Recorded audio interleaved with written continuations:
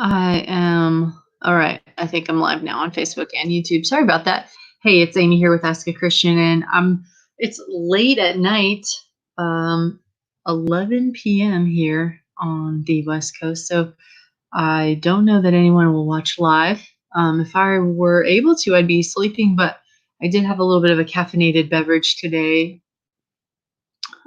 So I'm like still wired. And when I went to make a video earlier, the internet at my office wasn't working. So anyway, I'm home now, and I do want to take a second to say thank you to new subscribers. There are a ton on Facebook who are following us this week. So let me just say thank you to Joshua, Enoch, Merlin, Grace Clement, Carrie Young, Shelly Adams, Josh Eaton, Delia Vargas, Bonnie Gottke, Samuel Aluko, Pam Hilton, Holcomb, Jose Valencia, Daniel Rodriguez, Andy Lee. You followed earlier, but I never said thank you so much. And then on YouTube, Prashansa Francis, Joshua Lynch, Daniel Crowell, Peter Hassan, and I don't know how to say this one, but if it's you, you can write out how to pronounce it. Got boy, could be French. Go boy.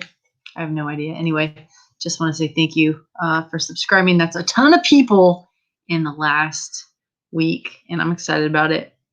Okay, so the reason I'm live streaming tonight, besides the caffeine, is because I had an excellent question come on the Facebook page. Oh, hi, Pastor Rob. Of course. How about you? How about you? Yes, hi. Thank you for joining and subscribing. Okay, so here's the question. I'm going to read it as closely to word for word. And this is a question from Gilgamesh through our Facebook page, Ask a Christian Friend. And if you have a question that you'd like me to address at some point, send it over there. It's better than putting it on YouTube, just for discussion's sake. So here it is. Gilgamesh says, first, I don't understand, why did God kill all the humans with the great flood, leaving only one family? God is almighty and killing is bad. Even we humans wouldn't be able to kill our children, although they have a terrible mistake, let alone God who can do anything. So Gilgamesh says that right now he's a pantheist and he wants to learn about Christianity, and he has lots of questions. And Gilgamesh, I'm sure you're not alone, especially you start reading the Bible at Genesis and there's question after question. So let me start off by saying this. To understand the Christian worldview, what we're looking for in any worldview is internal consistency. What I mean by that is, do the stories in whatever worldview you're looking at, do the stories and the explanations match up inside itself? So there are going to be some confusing questions, or questions that I still have about the Bible after reading it almost my whole life, and really seriously starting reading it in my later 20s. There's still tons of questions I have, many about the character of God, which we are circling around tonight. So why did God kill all the humans, leaving one family? God is almighty and killing is bad. So let's look at the internal consistency. Let's take a few minutes and figure out what we know about Noah, what we know about God, from the story of Noah. So most of what we know about Noah is found in Genesis chapter 6. So if you are new to the Bible, Genesis really means like the beginning. And so just a little bit of background. The author of Genesis, Moses, we're not sure how he got this information. Certainly some of it would have been passed down through oral tradition. But we also believe that he had a strong connection with God, and that he would have been given inside info, likely to some of these things that he wasn't actually there for. So these are things that he knew and recorded. And the audience who he was writing for were people who probably sat around saying, Uncle Moses, tell us about our roots. Tell us about our people. Tell us how we got here. And so he's not writing for necessarily a skeptical audience. He's writing for people who already know the God of the Bible, already believe his authority. So he doesn't go into huge detail trying to cover all objections. And so let's look at Genesis 6 and see what we know about Noah and God from the text here. Okay, so I hope that you read it on your own at some point, but I'm just going to read a few verses because they have critical information, and I don't mean for this to be long. So I'm going to read chapter 6, verse 5. And just to some context, men had begun to multiply on the earth. And here, verse 5 says, "Then the Lord saw that the wickedness of man was great in the earth, and that every intent of the thoughts of his heart was only evil continually." So here's a God who, just a few chapters earlier, made the world, saw that it was good, saw that it was perfect, loved humankind. They end up sinning and bringing upon them the natural consequences of sin, which is guilt and shame and eventually death. But by this time, man has multiplied, and there's starting to be, a good bunch of them. And already by chapter 6 in the Christian Bible, the Lord looks at the heart of the humans who are on the earth, and he says that every thought in their mind was continually on evil, continually on wickedness. Like, not even just accidental, screwing up, but hurting each other, taking advantage of each other, taking making people's lives painful, not practicing love, not practicing other-centeredness. And it says every intent of the thoughts of his heart was only evil. So looking at that internal consistency we talked about, Noah is living in a world where he's kind of the one guy trying to stand for truth and righteousness, or at least that's what it feels like. And verse 6 says, "And the Lord was sorry that he had made man on the earth, and he was grieved in his heart." Verse 7, "So the Lord said, I will destroy man whom I had created from the face of the earth, both man and beast, creeping thing, and birds of the air, for I am sorry that I have made them. But Noah found grace in the eyes of the Lord." So this is not a God. Some versions will talk about God being angry or upset. And it's true. Like, you can imagine the frustration that God would feel seeing that every single one of the kids that he loved, that he created the earth for, was turning against him. Except for this one family, Noah found grace in the eyes of the Lord. But the thing I want you to remember here, Gilgamesh and others who are wondering, is that the premise that we're given inside of the Word of God, and of course that's open to your reading and your subjection. When you pick it up, you're like, okay, are they really evil? What does that mean? It doesn't tell us, at least not right there. But if you look earlier, in chapter 4, you'll see that people are already murdering, they're just, it basically, sounds a lot like some of the really terrible parts of the world that we have right now. So this humanity is murdering and taking advantage and having evil thoughts continually. It has reached a point where fathers are teaching their sons evil, mothers are teaching their daughters evil. Every thought, every intent is to do evil, to do wickedness. So now you can see why God is grieved. His heart is broken, and he thinks, I'll show you what he thinks here. Let's look at another couple verses. You can look at verse 11 in the same chapter, chapter 6. "The earth was also corrupt before God, and the earth was filled with violence." So same use of violence that we use today. People are bodily harming each other. "So God looked upon the earth, and indeed it was corrupt, for all flesh had corrupted their way on the earth." All right, so you're starting to get a picture over and over again. The Bible is telling you how bad it had gotten. It was so good just recently, it has gotten so bad. And then God says to Noah, verse 13, "The end of all flesh has come before me, for the earth is filled with violence through them, and behold, I will destroy them with the earth." All right, hopefully this is making a little bit more sense, Gilgamesh, because the reason that God says he needs to start over is not necessarily to punish those who are doing evil on the earth, but because if he does not step in and save Noah, the Bible says, "The end of all flesh has come before me." What that means is if I don't step in and save this one family, there's not going to be any more humanity. They are destroying the earth. They are destroying each other. Whatever their equivalent of nuclear weapons are, like everybody's taking each other out, doing violence, untamable passions, untamable greed, just, doing everything they can to look out for themselves and no one else.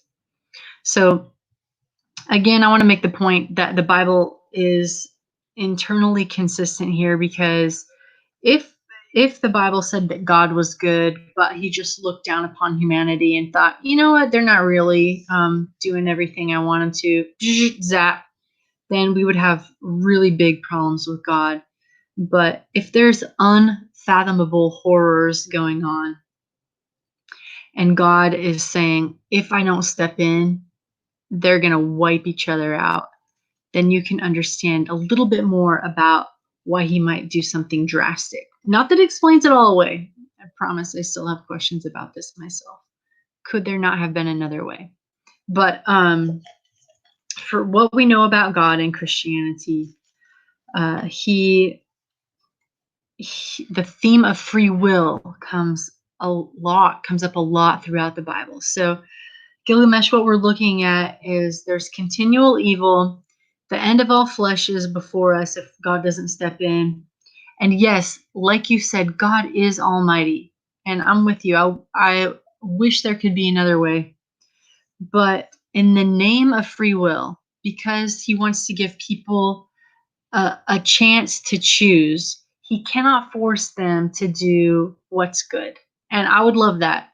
But the second we think, oh, I wish God would just, force that terrible person to do it, we're actually condemning ourselves. We're actually saying, like, oh, God, fix those people, but don't fix me. I don't want you to don't intervene in my life. So it's a little bit of a sticky situation. So God is almighty, but because he wants humans to choose him or not choose him, but he wants to give them the choice, he must let them make it for themselves. He cannot force them to be good. In your question, you said murder is bad, or you said killing is bad, right? I want to also point out that according to the Bible, to keep that internal consistency, murder is anytime you take an innocent life. And that's not the case here. God is not taking the lives of innocents. He is pronouncing judgment, which only he can do, knowing the hearts of man. So he's pronouncing judgment on a world that has gone rogue, just totally, totally evil, hurting each other. And he looks at them and he says, is there any way that this world is going to self-correct? And in the mind of God, which I cannot understand, he determines, no, there's no way that this is going to self-correct. And so I have to step in. I have to save the righteous, which ended up only being Noah and his family. So also want to point out that it is not clear exactly how much time Noah and his family were on the earth between when God told him that he was going to send the flood and when the flood actually came. But we definitely believe that it's more than, a couple of days. It took 7 days alone to fill the ark with animals and provisions, at least 7 days. So, and there's something else that you can kind of figure out. We know that Noah was 500 when he started having kids. and that one of his sons was 98 when the flood came. So it seems like he knew for a good long time. And because 2 Peter 2:5, that's in the New Testament, 2 Peter 2:5 says that Noah was a preacher of righteousness, which means that he didn't just have this knowledge that God was going to send the flood. He didn't just keep it to himself, but he talked about God. He walked with God. He was a friend of God. I am so sure, correct me if I'm wrong. I am so sure that part of his being a preacher of righteousness was talking to other people about the potential for a flood, and that as they saw the time getting nearer, as they saw him preparing, that he would give opportunity after opportunity to join them. And nobody took him up on that. So I that's not in the Bible, Gilgamesh, but him being a preacher of righteousness was. And so he was hanging out with people around him. He was part of a community. He was telling people about the ways of God, and they just seemed to be uninterested. So there was a long time period, and he wasn't hiding this, building of this giant vessel. Um, so it seems like people had ample opportunity to ask about it, to join him, to be saved as well. Also in Matthew 24, well, let's turn there. It's just like kind of a mini Bible study, a 2 or 3 verse Bible study. Those are the best kind.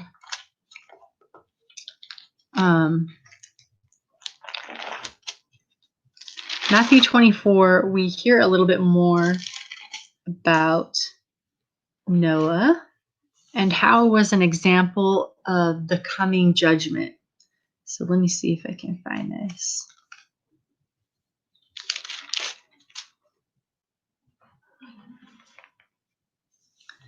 Somebody watching can find it faster than I can, probably. All right. So it's Matthew 24, verse 37. It says, "But as the days of Noah were, so also will be the coming of the Son of Man, or so will the coming of the Son of Man be. For as in the days before the flood, they were eating and drinking, marrying and giving in marriage until the day that Noah entered the ark, and did not know until the flood came and took them all away. So will the coming of the Son of Man be." So this is a prediction about when Jesus from the Bible comes again in judgment of the world and saves those who have been interested in him, following him, living up to the good ways that they have been taught in their lives. And what the Bible's saying is that it's giving us a little bit more info about Noah and his days. It wasn't that they didn't have the knowledge of what was going on. It's just that they were vastly disinterested. So they were eating and drinking, consumed with, food and gustatorial delights, and drinking probably, alcoholic beverages, merrymaking, it sounds like. Marrying, just going about their daily business, and giving in marriage. Somebody can correct me if I'm wrong, but one interpretation of giving in marriage is just having sex. And so these were a party nation already early in Earth's history, and they didn't necessarily believe or know or trust that Noah had a connection with God, and so they just didn't listen. So it sounds like, just to recap, it sounds like the reason why Christians are okay with this, and I say that in quotes, right? Because we would be out of our minds to be okay with it, like in a happy sense. But the reason why it is internally consistent is because we do believe that God alone is able to look at the hearts of humanity and judge good or bad. And the thing about it is, you are so right, Gilgamesh. You are so right, because if killing is bad and God's almighty and he's good, you would think you'd had a big problem with it. The thing that makes this less repugnant, I should say, is that the only time that you or I as a human would be okay with putting somebody else, to death, and that's not our place, but the only time you or I would be okay that we could do it is if putting somebody else out of, life would allow other people to have life. I mean, those are some of the big ethical dilemmas that we talk about. The only time that we would risk someone's death or someone's, punishment or their existence is if we knew they were continually hurting other people. That's kind of what our penal system does as well, right? Um, rarely would somebody get the death penalty. It's only when they see that there's no chance of rehabilitation, that there's no sorrow, and that if they should be free, if they should be alive and well, they will continue doing damage to others. And I believe that that's the picture that the Bible's giving us. Now, does it seem wild and far-fetched that it's a whole group of people this is happening to? Yeah, a little bit. You kind of want to know, all right, how many people, and did you really review every case? But the people who are asking for this story at this time, the people who wanted to know where they came from, how they got on the earth, what kind of God was this God, already liked, knew, and trusted this God, this Yahweh. And so Moses didn't go into a lot of extra detail to prove to us, okay, God looked at family A and here's what he saw, and they had no chance of recovery. God looked at family B, here's what he saw, no chance of recovery. So he lumped it all in, and we don't know how many people were on the earth then. But apparently all their thoughts had turned to evil and they were hurting each other. And God said, man, if humanity is going to have any chance at all, I've got to get Noah out of there. And through Noah's line, I'll repopulate the earth. Anyway, thank you again, Gilgamesh, for your question about Noah and the flood and the character of God. I am wishing you the most joy for your journey as you check out Christianity.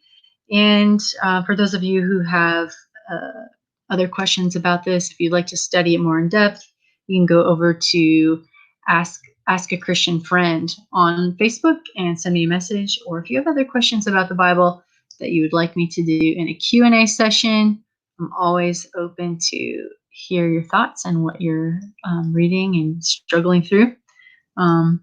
Again, I just want to let you guys know that I just want to be with you along your journey and study with you and encourage you. Whether or not you eventually choose Christianity, I'm not worried about it. That's between you and God and your studies and your worldview studies. But I do want to help you along the way and ask you questions about, or hear your questions about Christianity and do my best to walk alongside you. So thanks for joining me, and I will see you next time. Also, please tune in Friday, where I will be hosting author and friend and pastor Chris Blake, and we'll talk a little bit about some of the things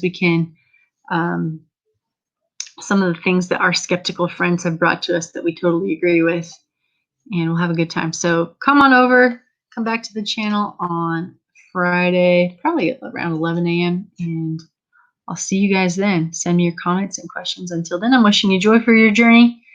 Bye for now.